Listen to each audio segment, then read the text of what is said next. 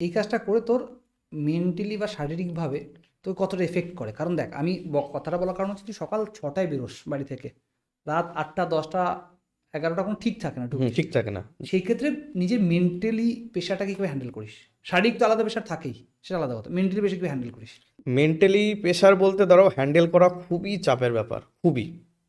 ঠিক আছে, মেন্টালি ধরো নিজের ওপরে, মেন্টালিটির ওপরে তো শুধু কাজ করে না।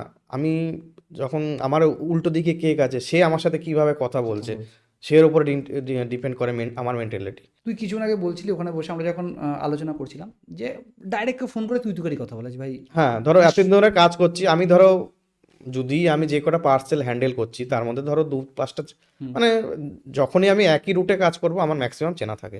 এবার যখনই এর মধ্যে সব কিছু যে চেনা থাকবে তার তো কোনো ব্যাপার নেই। 4-5টা 10জন কাস্টমার চেনা থাকতেই পারে যারা নতুন পার্সেল নেয় বা যারা চিনি না। এবার সেই ক্ষেত্রে ধরো তাদের ফোন করতে হয় যে পার্সেলটা কোথায় নেবে, কোন অ্যাড্রেসে নেবে। এবার কিছু কিছু আছে যারা ভালোভাবে ভদ্রভাবে কথা বলে, হ্যাঁ আপনি এখানে আসুন। হ্যাঁ, তো এবার মাঝে মধ্যে কি হয়, ধরো এইটা খুবই কমই হয় কিন্তু হয়। ধরো আমি ফোন করলাম, একটা পার্সেল ছিল, কোথায় নেবেন। আমি যেহেতু ওনার সাথে আপনি করে কথা বলছি বা স্যার করে কথা বলছি, তো হয়তো উনি উল্টো দিকে মানে বলতেই পারে যে আপনি তুই কোথায় আছিস, এভাবে বলে। বলে তো, এইভাবে অবশ্যই বলে। কারণ ধরো মানে সবাই ভাবে ডেলিভারি অ্যাসোসিয়েট কোথা থেকে এসছে কি জানি, মানে মানে মানে খুব ছোট নিচুভাবে দেখা ছোট যায় নিচু ভাবে একদমই ছোট লেভেলের কাজ ভাবে যে মানে ছেঁড়া জামা কাপড় পরে যায়, নোংরা জামা কাপড় পরে যায়।